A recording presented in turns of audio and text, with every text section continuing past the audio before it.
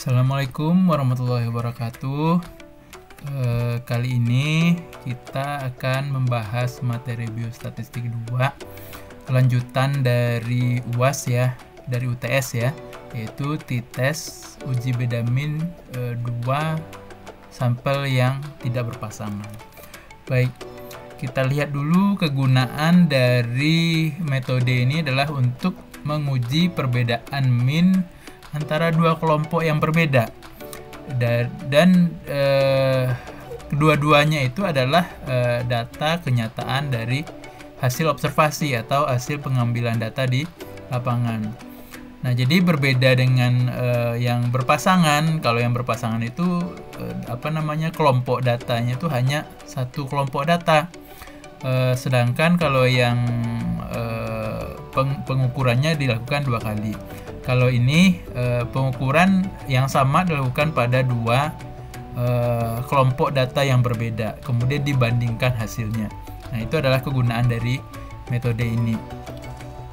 Nah, kemudian jika kita ingin menghitung ya, prinsipnya adalah penghitungannya adalah menggunakan rumus ini, dimana sesuai dengan namanya T-test, yang dites adalah atau yang dicari adalah nilai T-nya ya. Jadi nilai T ini adalah yang akan diuji menggunakan nanti SPSS dan dibandingkan dengan tabel T. Nah, ini adalah S kuadratnya ya kalau kita hitung secara manual. Nah, kemudian untuk ketentuan aplikasinya, nah itu metode ini khusus untuk data yang berskala interval atau rasio.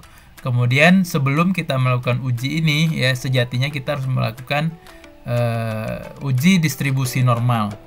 Nah, kemudian syarat dari datanya adalah harus anggota kelompok itu atau kelompok datanya harus lebih dari 1 atau 2 ya, harus 2 kelompok data.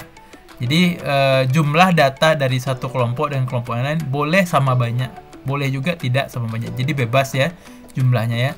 Kemudian untuk signifikansinya ini menggunakan derajat bebas ya untuk penghitungannya, yaitu N1 tambah N2 dikurang 2, di mana N1 adalah jumlah data kelompok 1 dan N2 adalah jumlah data kelompok 2.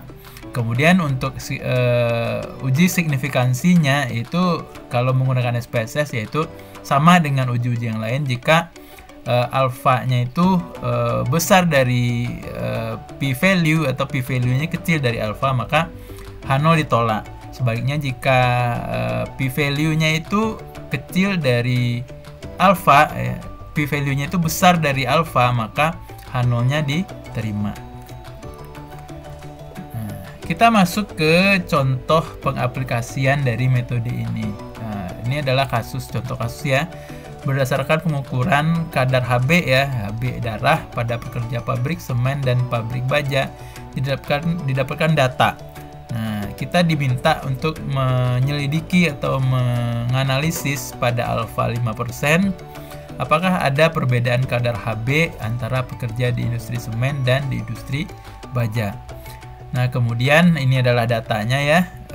Yang diminta adalah alfanya 5%. Lihat adakah perbedaan antara kadar Hb pekerja industri semen dan industri baja. Nah, kebetulan kalau kita lihat di sini datanya itu sama banyaknya antara data kadar Hb pekerja industri semen dengan pekerja industri baja. Nah, seperti biasa, hal yang pertama kita lakukan adalah buat dulu hipotesisnya, di mana H0 itu tidak ada perbedaan ya, bagaimana kita membuat notasinya nanti, sedangkan H itu ada perbedaan. Nah, karena yang diminta pada soal adalah apakah ada perbedaan, artinya kita hanya mencari ada atau tidaknya perbedaan, bukan besar kecil atau kecil besar. Maka kalau secara manual itu alfanya harus kita bagi 2, tapi kalau menggunakan SPSS tetap kita pakai alfanya 5%. Nah, ini adalah rumus statistiknya ya, kita skip aja ya, langsung ke metode SPSS-nya. Nah, analisa dengan SPSS seperti biasa, yang pertama kita lakukan adalah memasukkan data pada variable view ya, memasukkan beberapa keterangan pada variable view ya. Nah, seperti kita lihat di sini ya. Di sini kita isi ya pada t-test 2 berpasangan ini adalah kita isi 2 baris saja pada variable view.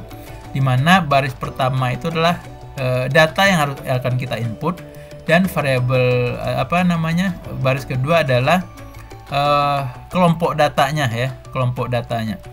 Nah, dalam variable view ini pada baris variabel itu kita masukkan values.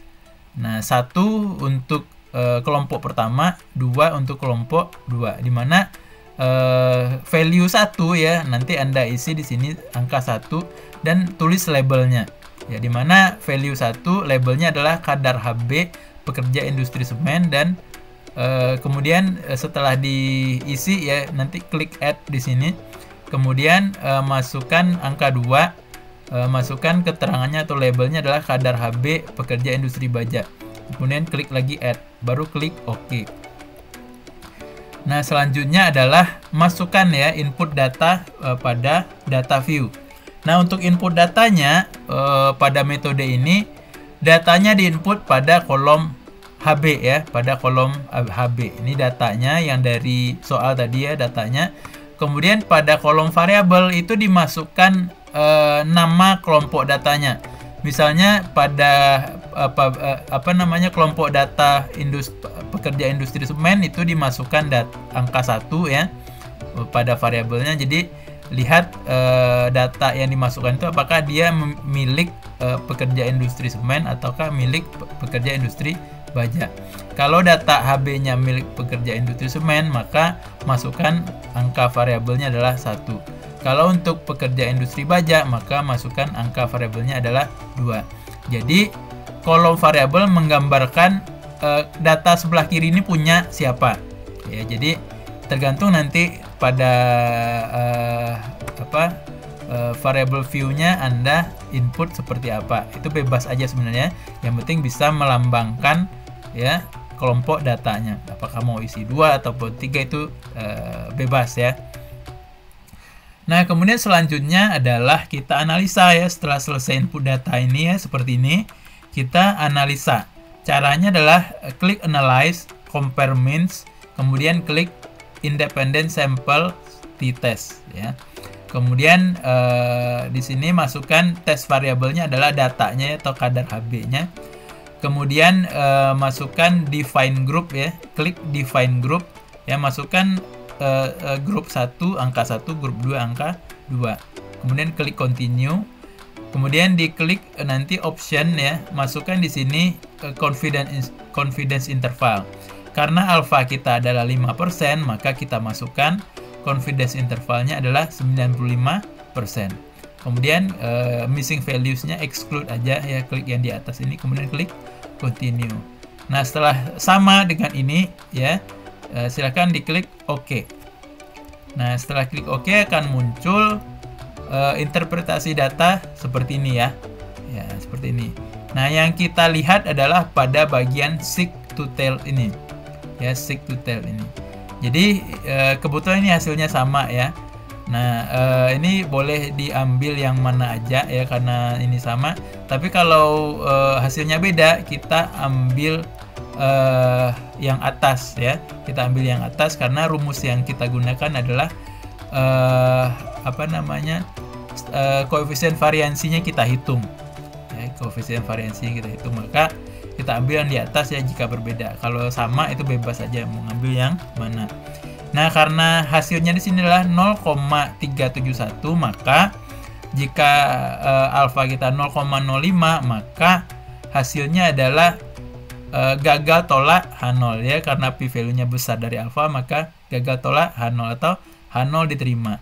Maka kesimpulannya adalah tidak ada perbedaan kadar HB baik pada pekerja pabrik industri semen maupun pabrik industri baja. Nah, kira-kira begitu cara analisis SPSS menggunakan metode t-test independen. Nah, untuk praktek saudara ya, praktek Anda silakan dikerjakan soal berikut ya menggunakan SPSS ya. Seperti biasa, caranya adalah harus Anda rekam menggunakan Zoom ya.